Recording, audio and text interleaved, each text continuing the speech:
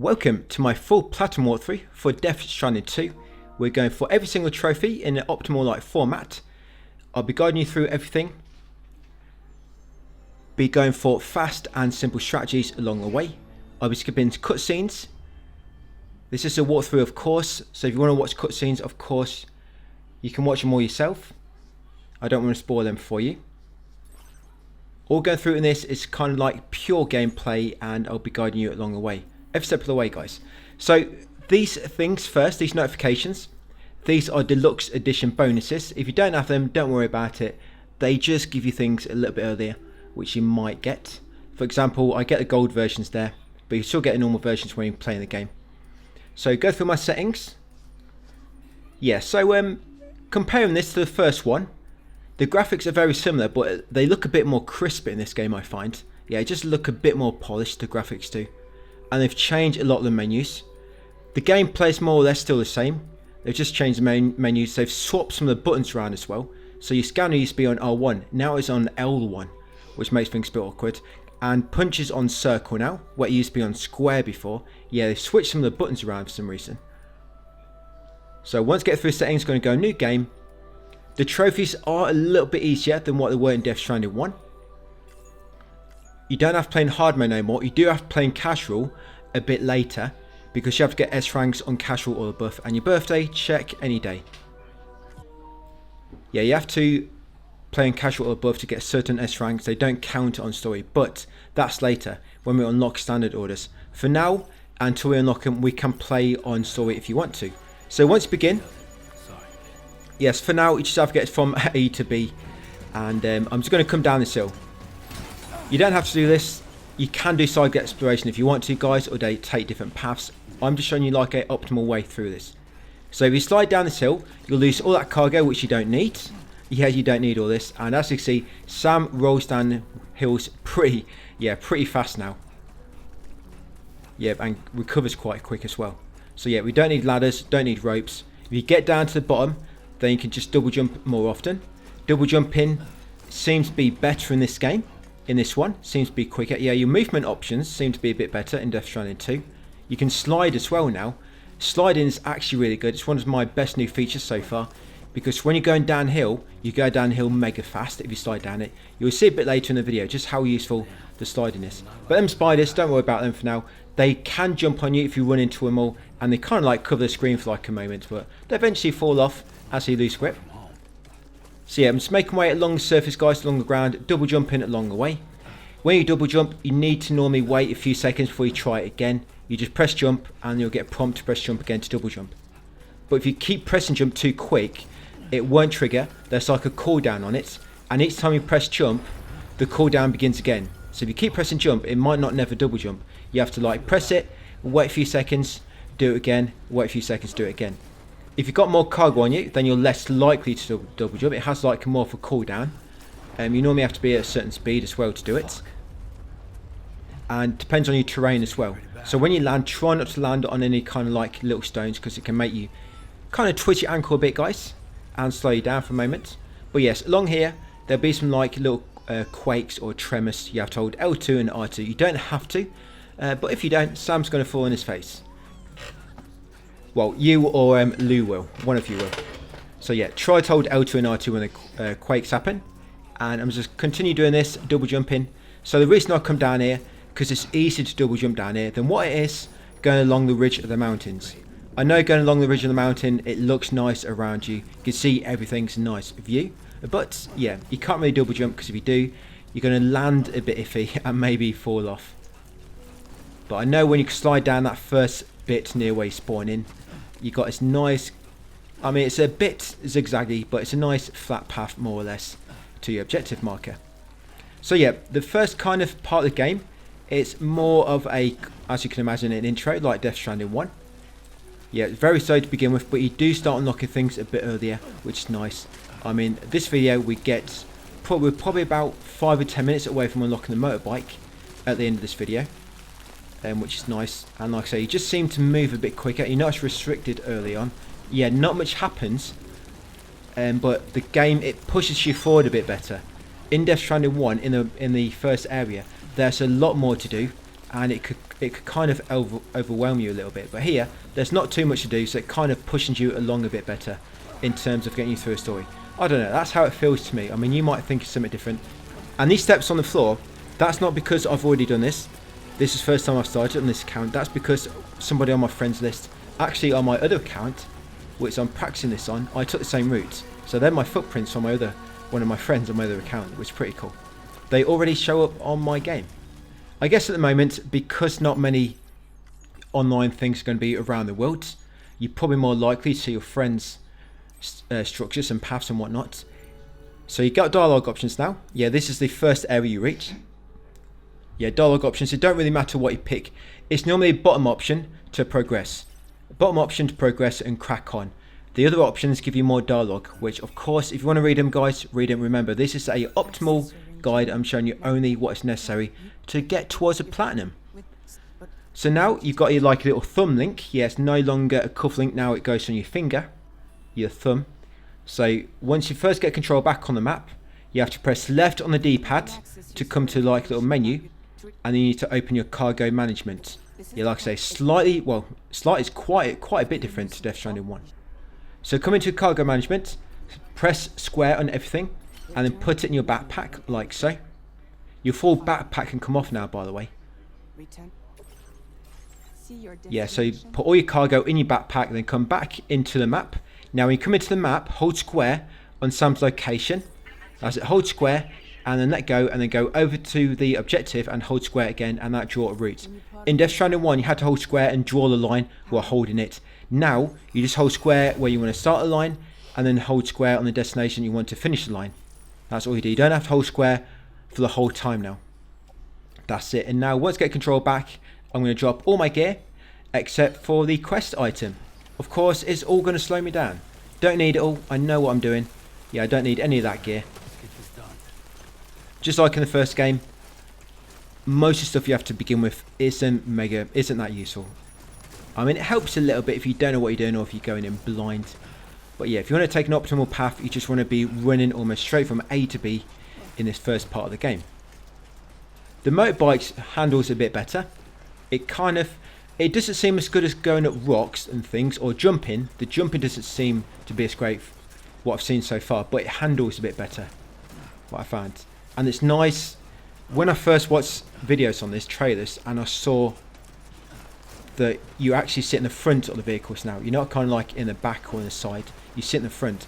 It's actually quite nice, because when you drive up to like a depot or you want to get out, you always get out forwards as long as you're not against a wall. So you always know you're always going to get off in front. So it's nice when you're driving up somewhere, where sometimes you might get out on the right when you wanted to get out on the left and you have to run around, or you might have parked somewhere and you can't get around to the left, so you have to get back on your bike, reverse or whatever, and get off. But yes guys, so heading over here, I'm passing a lot of lost cargo. I'm not going to pick it up. It's going to weigh me down, make me slower. Like saying earlier, the heavier you are, the less you can double jump. I'm just trying to move fast. So watch this. So when you press R1 now, you either crouch or you slide. When you go down a steep hill, press R1. Look how quick you slide down hills now. This feature would have been really good in Death Stranding 1 on the snowy mountains. Imagine sliding down the mountain. Yeah, slide down it now by pressing R1, and you can go really fast down some hills. But yeah, I like doing that. So press R1 now when you're going down hills, guys, to slide down them. Yep, so go straight through a checkpoint, which is not currently manned. Yep, security is really lacking at the checkpoint, and it's probably a bit slower going on top of the cars, but I'm just doing it because it feels cool to do. Yeah, so the enemies, they're quite slow. Of course, I'm on casual difficulty. Story. Yeah, we're going to change it to casual once we unlock standard orders, but that'll be later. The menus will probably take some getting used to, guys, but once you get used to menus in this, yeah, it becomes a lot easier to go through them, I find. Just getting used to them in the first place. And because I'm kind of playing Death Stranding 1 at the moment, back to back with this, yeah, I hope to have my Death Stranding 1 guide finished before this, but I've not quite made it in time. But if you have been watching my Death Stranding 1 guides, with this I want to try to commentate everything. So when it kind of gets to the grind at the end of the game, I'm not quite sure if I'm going to extend it to 1 hour videos or keep it at 30 minutes and commentate it all. Yeah, but I would like to commentate the whole thing if I can. So we'll see how it goes. Yeah, the grind shouldn't be as long as Death Stranding 1, I hope it's not. But anyway, guys, yeah, so we're getting there. The next depot is just over here. You see that big ring on the left? That kind of big ring sticking up above the buildings. Yeah, that's a depot. And there will be some optional portals we go by, or areas you don't have to unlock as part of the story. When it comes to these optional areas, we're going to try and unlock them along the way. Just because when it comes to the end game grind, having everywhere already online is going to just be mega helpful for getting around and stuff and completing orders. So yeah, we're going to try to bring everything online as we go past them through a story. Of course, story makes most things come online, but any optional depots or preppers we pass along the way, yes, we'll be sure we try to bring them online at the same time. And of course, we'll grind a bit at the end. Yeah, the main thing first is get through a story, because then you unlock just most of the stuff. So I did mean to do double jump along here. Sometimes you'll go to double jump, guys, and it just sometimes don't quite work. Like Sam might have stepped on a rock at the wrong point, or, you know, just before you're about to jump. But yeah, he still can't swim. I thought he would have learned to swim by now, but no, he still can't swim, poor Sam. So there it is. They look very similar to the first game, except for the big ring around them. But yeah, once you do finally get the motorbike, we have to come back kind of near where we've started, almost. Yeah, but the motorbike allows you to cover the ground really quick. And see that little picture in the bottom right? So this is kind of your new email system. And when you read your first one, you'll get a trophy, guys, a first glimpse of the SSS.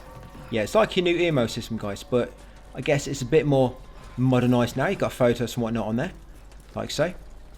Yeah, might get a few videos later. Yeah, so SSS, just make sure you're always reading your emails. I'll make sure I point them out to you. Yeah, but here's your first terminal. So let's head down and find out I've got an order.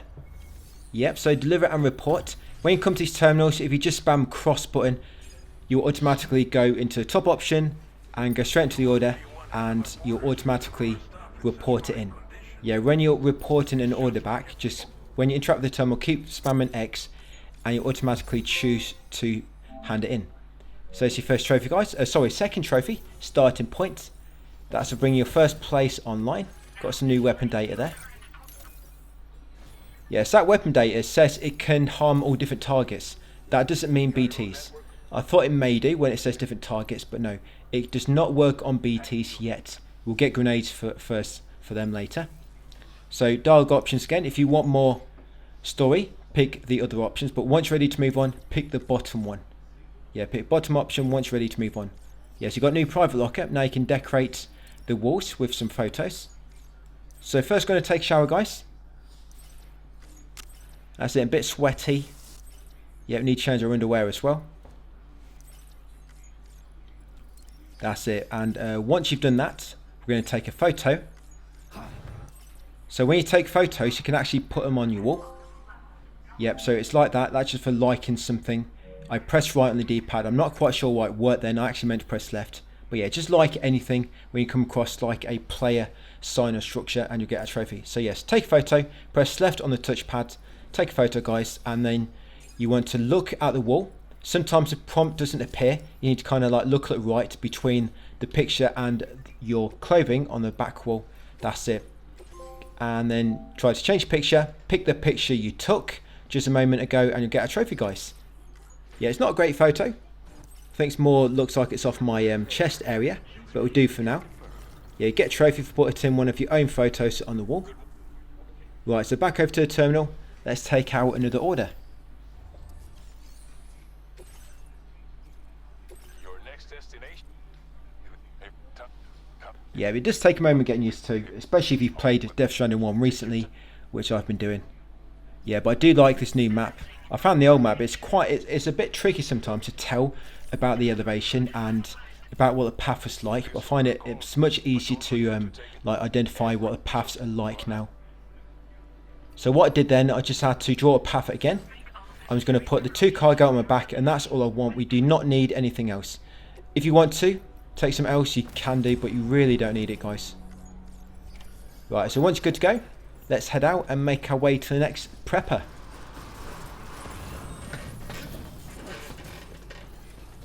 Yeah, but second and third video, guys, things should really get moving. course, it's going to be slow now because we're in the prologue area type. Yeah, it's kind of like a prologue area. Yeah, so more emails.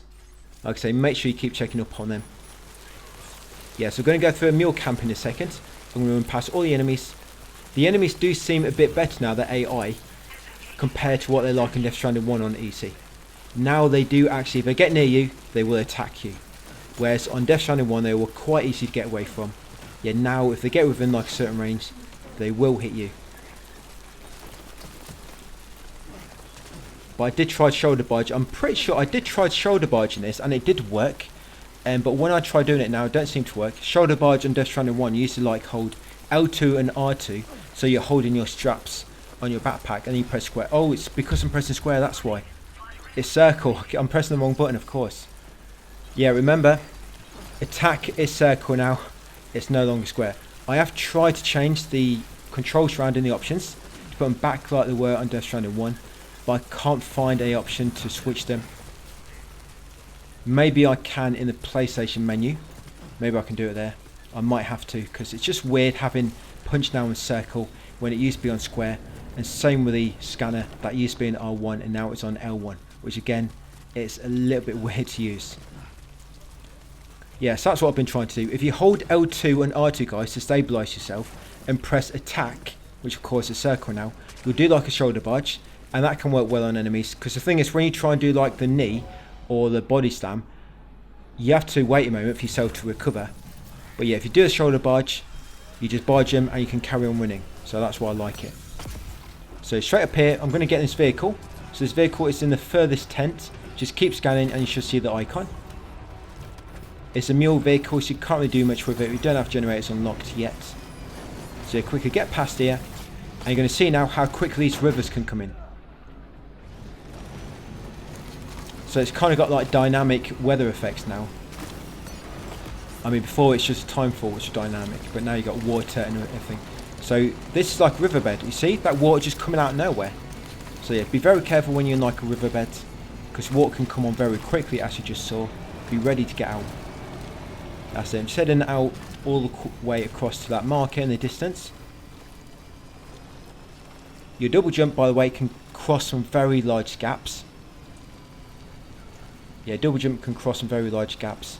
So if there's a large gap coming up, you might think you need a ladder. You can probably make it with a double jump. You'll be surprised just how much ground you cover. So I'm going to go across the river here. It should be okay. Yeah, it's always okay for me. Yeah, just come across here. Yeah, some of my paths are a bit different to you, like they're more flat. It might be because these are paths I've been taking on my other account, which is on my friend list. So that might be why, yeah, my paths just look a bit smoother than yours. Because I've already been along that, my friends. And when your friends have taken out a similar path or other people online, then that path kind of becomes a bit flatter over time. So this is the next prepper. We're going to take this order, we'll finish this one, and then that'll be it for part 1. Yeah, part 1 of Death Stranding 2. So as you can see, you get out in the front and you're ready to run straight in to wherever you are. No need to like park up side by side, and make sure you're on the right side. So yes, deliver that cargo. She'll come online as well. Yeah, when we get the motorbike, when we make our way back to the start, we'll do the other 2 optional preppers in this kind of part of the region on the way back. Yeah, they're very quick to do, just got to get a few pieces of lost cargo. There's plenty around. So you've got PCC level 1 now finally. So there's another trophy, just like in the first game, for crafting, well, building everything. There's not one for crafting everything, fabricating. That trophy's not back, but there is a trophy for building everything. So we're going to make sure we build stuff.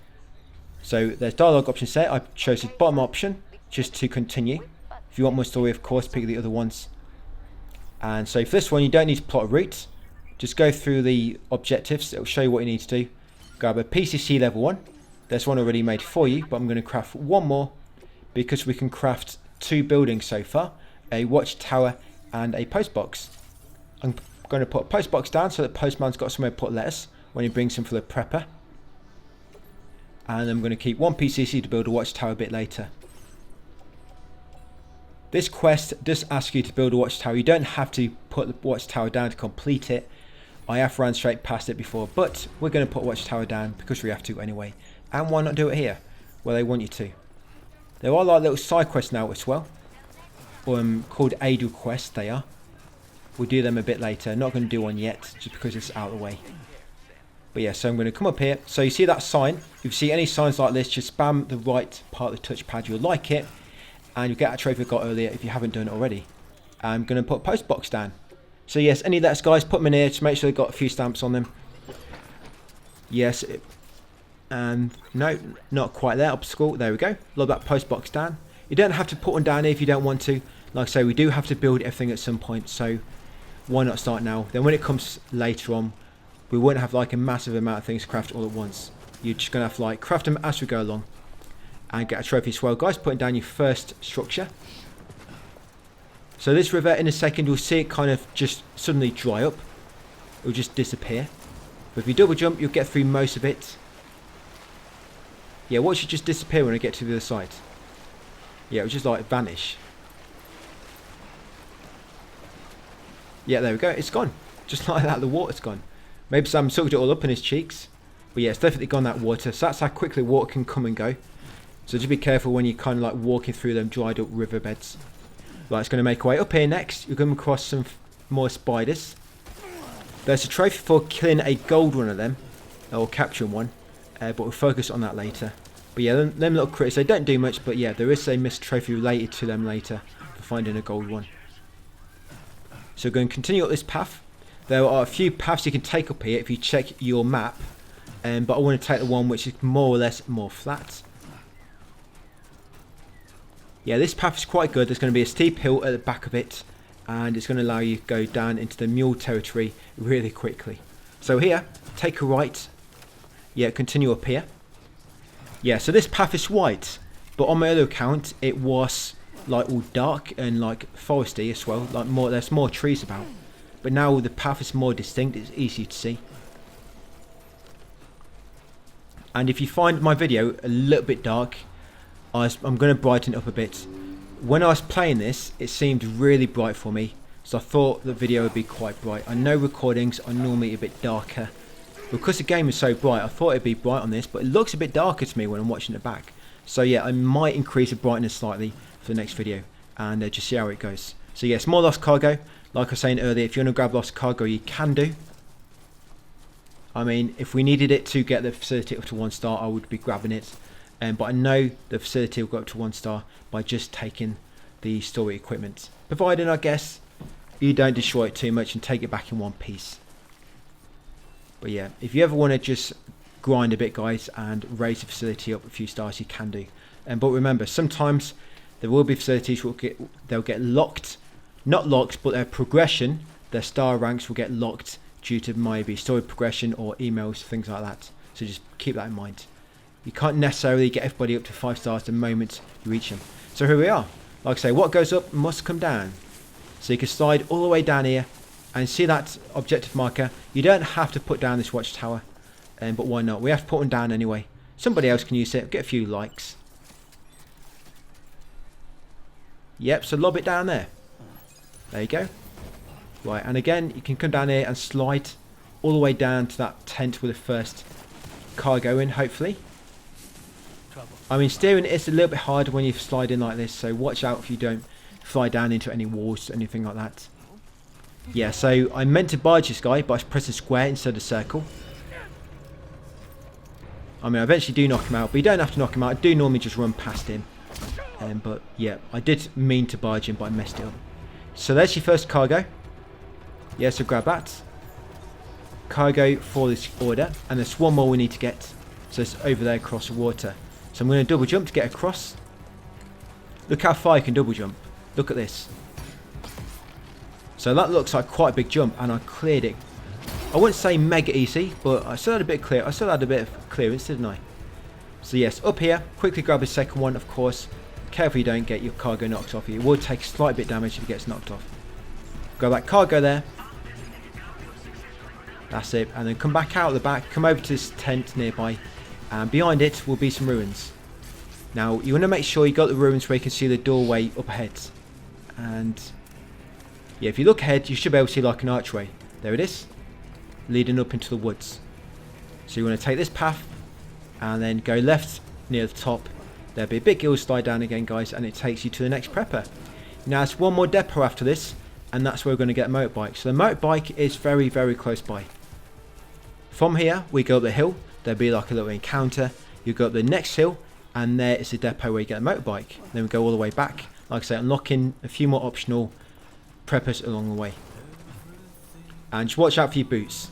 Yes, my boots are about half worn. If your boots get worn too much, make sure you change them. You don't go as slow on this like in Death Stranding 1. If you run out of boots in Death Stranding 1, I think it made you go really slow. Here you don't. You just seem to take more damage and kind of health over time. Yes, these double jumps help you move quick. That's why I'm doing it quite a lot. Yeah, so Benjamin Rivera. Yes, I am leaving all the music on. I hope nothing gets copyrighted. I think he did get the developers, I think they did manage to get the rights for the music in the first game. Not when it released, but they did get the rights afterwards, like a few years after, I think.